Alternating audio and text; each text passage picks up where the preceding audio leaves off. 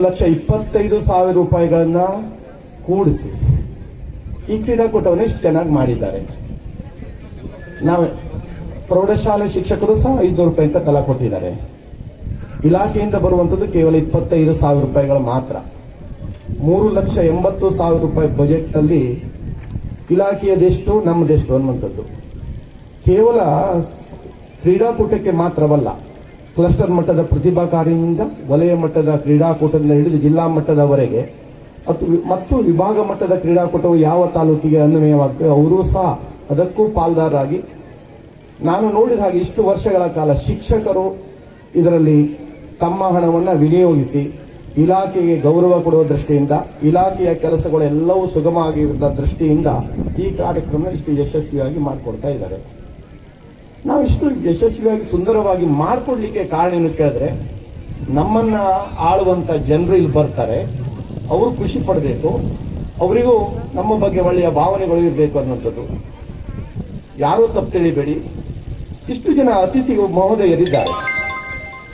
ಇಂಥ ಒಂದು ಕಾರ್ಯಕ್ರಮಕ್ಕೆ ಒಬ್ಬರಾದ್ರೂ ಬರಬೇಕಾಗಿತ್ತು. ನಮಗೆ ತುಂಬಾ ನೋವು. ಇದು ಸರಿಯಲ್ಲ. ಇದು ಮಾಧ್ಯಮದವರು ಇದನ್ನ ದಯವಿಟ್ಟು ನೀವು ಹೇಳಬೇಕು, ನಾವು ಹೇಳುವುದಲ್ಲ. ನಾವು ಹೇಳಿದ್ರೆ ಅವರಿಗೆ ಬೇಸರ ಆಗ್ತದೆ. ಯಾಕೆ ಹೇಳಿದ್ರೆ, ಇಂಥ ಕಾರ್ಯಕ್ರಮಕ್ಕೆ ನಿಮ್ಮ ಸಲುವಾಗಿ ನಾವು ಮಾಡಿದ್ದು ನೀವೇ ಬರದೇ ಇದ್ರೆ ನಾವು ಇದನ್ನು ಸಿಂಪಲ್ ಆಗಿ ಮಾಡಬಹುದು. ಇಷ್ಟೆಲ್ಲ ದುಡ್ಡು ಖರ್ಚು ಮಾಡಬೇಕಾಗಿಲ್ಲ. ಬಹಳ ವರ್ಷಗಳ ಹಿಂದೆ ನಾವೆಲ್ಲ ಕಲಿಯುವಾಗ ಬೆಳಿಗ್ಗೆ 8 ಗಂಟೆಗೆ ಸ್ಟಾರ್ಟ್ ಆಗ್ತಿತ್ತು ಕಾರ್ಯಕ್ರಮ. ಯಾವುದೂ ಇಲ್ಲ, ವೇದಿಕೆ ಇಲ್ಲ, ಈ ಧ್ವಜಾರೋಹಣ ಒಂದಿತ್ತು, ಈ ನಮ್ಮ ಭಾಷಣ ಮಾಡುವವರು ಇಲ್ಲಾಗಿದ್ರು. 5 ನಿಮಿಷದಲ್ಲಿ ಕಾರ್ಯಕ್ರಮ ಸ್ಟಾರ್ಟ್ ಆಗಿ ಇಷ್ಟೊತ್ತಿ ಸಾಮಾನ್ಯ 3/4 ಭಾಗ ಕ್ರೀಡಾಕೂಟಗಳು ಮುಗಿದೋಗ್ತಿತ್ತು. ನಾವು ಮಕ್ಕಳನ್ನ ಬಿಸಿಲಲ್ಲಿ ನಿಲ್ಲಿಸಿ ಇಷ್ಟೆಲ್ಲ ತೊಂದರೆ ಕೊಟ್ಟು ಈ ಕ್ರೀಡಾಕೂಟವನ್ನು ಮಾಡಬೇಕಾದ ಅವಶ್ಯಕತೆ ನಮ್ಗೆ ಇದೆಯೋ ಅನ್ನುವಂಥದ್ದು. ನನಗೆ ಬೇಸರ ಇಲ್ಲ. ನೀವು ಏನು ಬೇಕು, ಯಾರು ಬೇಕಾದ್ರೂ ಹೇಳೋ ತಪ್ಪು ತಿಳ್ಕೊಳ್ಳಿ. ತಪ್ಪು ತಿಳ್ಕೊಂಡು ಅವ್ರು ಮಾಡಿದಂತ ತಪ್ಪಿದ ಸಲುವಾಗಿ ನಾವು ತಪ್ಪನ್ನು ಹೇಳಬೇಕಾಗ್ತದೆ. ಇಷ್ಟೆಲ್ಲ ಬರಬೇಕಲ್ವಾ? ಯಾರ ಸಲುವಾಗಿ ಮಾಡಿದ್ದು ನಾವೆಲ್ಲ? ಅಕಸ್ಮಾತ್ ಇಲಾಖೆ ಅಧಿಕಾರಿಗಳು ಪ್ರೋಟೋಕಾಲ್ನಲ್ಲಿ ಏನಾದ್ರೂ ಒಂದು ತಪ್ಪಾಗಿದ್ರೆ ಅದು ದೊಡ್ಡ ಇಶ್ಯೂ ಆಗ್ತದೆ.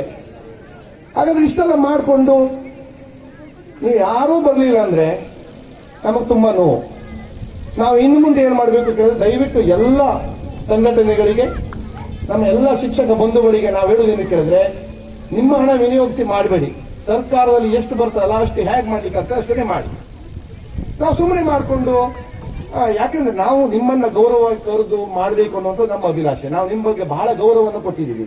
ಆದ್ರೆ ನೀವು ಇದಕ್ಕೆ ಪ್ರತಿಯಾಗಿ ಬರಲೇಬೇಕು. ಎಷ್ಟೇ ಕೆಲಸಗಳಲ್ಲಿ, ಎಷ್ಟೇ ಒತ್ತಡಗಳಿರಲಿ, ಒಂದು 10 ನಿಮಿಷ ಫ್ರೀ ಮಾಡಿಕೊಂಡು ಇಂಥ ಕಾರ್ಯಕ್ರಮ ಬಂದು ಕಾರ್ಯಕ್ರಮನ ಚಂದಗಾಣಿಸಿಕೊಟ್ರೆ ಮಾತ್ರ ನಮಗೆ ಖುಷಿ ಇರ್ತದೆ. ಇಲ್ಲಿ ತುಂಬಾ ನೋವಾಗಿರ್ತದೆ. ಆದ್ರಿಂದ ಇದು ಸರಿಯಲ್ಲ ಅನ್ನುವಂಥದ್ದು ನನ್ನ ಭಾವನೆ.